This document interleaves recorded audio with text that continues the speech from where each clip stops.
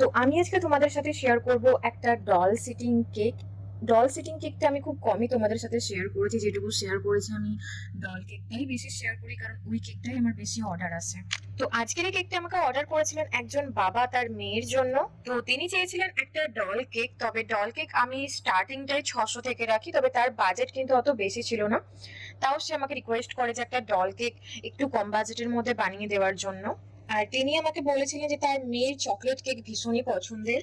আর আমি কখনোই কোনো কাস্টমারকে হাতছাড়া হতে দিই না, কারণ আমি চাই প্রত্যেকটা মানুষ যেন তার প্রিয়জনের জন্য কাস্টমাইজ কেক বানিয়ে নিতে পারে।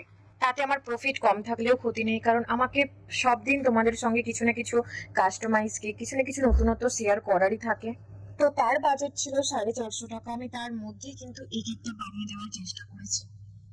টাকা কম নিয়েছি বলে কিন্তু টেস্টের দিক থেকে আমি কোনোভাবেই কোনো কম্প্রোমাইজ করিনি। তো সবার প্রথমে আমি চকলেট কেকের একটা স্পঞ্জ বানিয়ে নিয়েছি, আর এই চকলেট কেকের স্পঞ্জের রেসিপি আমি অলরেডি তোমাদের সাথে শেয়ার করেছি। যারা এখনো পর্যন্ত আমার এই ভিডিওটা দেখোনি তারা অবশ্যই আমার প্রিভিয়াস ভিডিওতে গিয়ে ওই ভিডিওটা চেক আউট করে নিও। আর আজকের কেকটা একদম বেকারি স্টাইলে বানিয়েছি, অনেক বেশি সফট ময়েস্ট আর স্পঞ্জি, মানে মুখে দেবার পর সাথে সাথে মিলিয়ে যাবে এই লেভেলের একটা স্পঞ্জ, যেটা তোমরা ভিডিওতে দেখতেই পারছো। তো এখানে আমি হুইপড ক্রিমের সাথে গানাচ ব্যবহার করছি, তোমরা চাইলে চকলেট সিরাপ, কোকোয়া পাউডারও ব্যবহার করে নিতে পারো। আর তারপরে এখানে ফিলিং হিসেবে আমি চকলেট গানাচ দিয়েছি, এটা একদমই অপশনাল, তোমরা চাইলে এটা দিতেও পারো অথবা স্কিপও করে যেতে পারো। যদি তোমাদের কাস্টমারদের বাজেট কম থাকে তো সেক্ষেত্রে কিন্তু ফিলিংটাকে স্কিপ করে গেলেই ভালো হয়, কারণ প্রত্যেকটা মানুষ প্রফিট করবে বলেই বিজনেস করে, তাই না?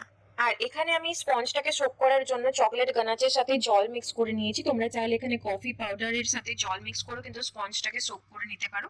আমি জেনারেলি তাই করে থাকি, কিন্তু এই মুহূর্তে আমার কাছে কফি পাউডার ছিল না, যার জন্য এখানে আমি গানাশটা ব্যবহার করেছি। আর এই কেকটা আমি যার জন্য বানিয়েছিলাম, মানে আমাদের বার্থডে কালের জন্য, সে তো ভীষণ খুশি কেকটাকে দেখে আর কেকটা খেয়ে।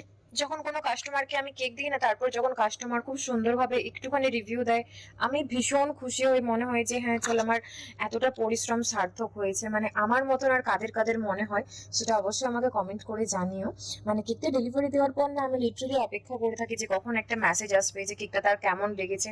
শুধু এইটুকুই মানে আমি এক্সপেক্ট করি আমার কাস্টমারদের থেকে। তো কেকটাকে আমি ঠান্ডা করে নিয়েছিলাম 1/2 ঘন্টা ফ্রিজে রেখে। তারপর নিয়ে নিয়েছি এখানে আমি গ্রিন কালারের ক্রিম, কারণ কেকটার কালারটা কিছুটা সে আমাকে এরকমই সাজেস্ট করেছিল যে প্যারেট গ্রিন কালারের সাথে পিঙ্ক কালারের কম্বিনেশনে এই কেকটা হবে। তো আমি সেরকমই বানানোর চেষ্টা করেছি। আর এই প্যারেট গ্রিন কালারটা আমার এত পছন্দের, মানে আমি তোমাদেরকে জাস্ট বলে বোঝাতে পারবো না। প্যারেট গ্রিন কালারের সাথে পিঙ্ক কালারটা এত সুন্দর যায়। আমি এর আগেও অনেকগুলো ডল কেক বানিয়েছি, সেটা অবশ্যই আমার এই চ্যানেলটাতে নেই। আমার আরেকটা চ্যানেল আছে চকো ডিলাইট বাই সুস্মিতা, ওখানে আমি হিন্দিতে ভিডিও পোস্ট করে থাকি। ওখানে আমি অনেক ডল কেক বানিয়েছি এই কালার কম্বিনেশনে। অবশ্যই ডিজাইনটা চেঞ্জ করেছি, কারণ একই রকম ডিজাইনের কেক আমার একদম বানাতে ভালো লাগে না। আমি তো চাই না যে এরকম একই ডিজাইনের কেউ আমাকে সেকেন্ড থার্ড কেক অর্ডার করুক। তো এই কেকটা অবশ্যই ডেকোরেশন করতে গিয়ে 1 পাউন্ডের থেকে বেশি হয়ে গেছিল। 1 পাউন্ড কেক সমান 454 গ্রাম, কেউ কেউ 450 গ্রামেও 1 পাউন্ড বলে। তো যাই হোক, এই কেকটা মোটামুটি 650 গ্রামের মতন হয়েই গেছিল। তো এরকম হয় যে কেক বানাতে গিয়ে, ডেকোরেশন করতে গিয়ে কেকটার ওয়েট একটুখানি বেড়ে যায়। তবে হ্যাঁ, তার জন্য কিন্তু এক্সট্রা চার্জ আমি কাস্টমারদের থেকে নিই না, কারণ যেটা কথা হয় যে 1 পাউন্ড কেকের দাম আমি এত নেবো, তো ওয়েটটা যতটাই বাড়ুক দাম কিন্তু আমি সেম রাখি। তো তোমরা চাইলে এখানটা প্লেনও রাখতে পারো, তবে আমার এই স্ক্র্যাপারের ডিজাইনটা ভীষণ পছন্দের। যদিও তিনি আমাকে বলেননি স্ক্র্যাপারটা দেওয়ার জন্য, তাও আমি স্ক্র্যাপারের ডিজাইনটা দিয়েছি যাতে কেকটা আরো সুন্দর লাগে দেখতে। তারপরে ডল সিটিংটা নিয়েছি। এই টপারটা ইজিলি তোমরা যে কোনো র মেটেরিয়াল সব থেকে পেয়ে যাবে। আর এই টপারটার দাম মোটামুটি 50 টাকা কি 60 টাকা নিয়েছিল, এক্স্যাক্ট আমার মনে নেই, কারণ এই ডল সিটিং এর যে টপারটা সেটা আমি একসঙ্গে 12টা কিনেছিলাম, আজ থেকে বোধহয় 1-1.5 বছর আগে। কারণ ডল সিটিং কেকের অর্ডার সেরকম আমার আসে না বললেই চলে, যেটুকু আছে ডল কেকটাই আছে, কারণ সবাই ডল কেকটা বেশি প্রেফার করে। তো তারপরে নিয়ে নিয়েছি একটা 1M নজেল, আর 1M নজেলের সাহায্যে এরকম ভাবে আমি রোজেটস বানিয়ে নিয়েছি। আর তারপরে একটা ছোট্ট নোডের স্টার নজেলের সাহায্যে আমি ডলটা ড্রেসও বানিয়ে নিয়েছি।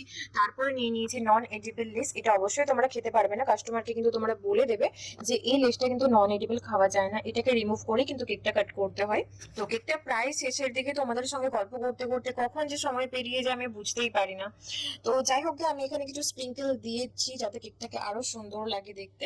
তোমরা চাইলে এখানটা স্কিপও করতে পারো অথবা এটা দিতেও পারো, তবে স্প্রিঙ্কেল দিলে কেকের মধ্যে একটা আলাদাই লুক চলে আসে, মানে আরো বেশি সুন্দর লাগে দেখতে, এটা আমার মনে হয়। তো আমি চেষ্টা করি প্রত্যেকটা কেকে একটুখানি স্প্রিঙ্কেলের ছোঁয়া দিতে। তারপর নিয়ে নিয়েছি গোল্ডেন স্প্রে, আর একটু একটু হালকা হালকা করে স্প্রে করে নিয়েছি, এটা যদিও বা অপশনাল। আর সবার শেষে এখানে আমি ফন্ডেন্টের উপর নামও লিখেছি। তো ফাইনালি আমার কেকের ডেকোরেশনসটা একদমই কমপ্লিট। কেমন লেগেছে তোমাদের কেকের ডেকোরেশনসটা আর কালার কম্বিনেশনসটা, সেটা আমাকে অবশ্যই কমেন্ট করে জানিও। আর যদি ভালো লেগে থাকে তো অবশ্যই লাইক করে যেও। তো চলো দেখা হচ্ছে পরের ভিডিওতে, বাই বাই।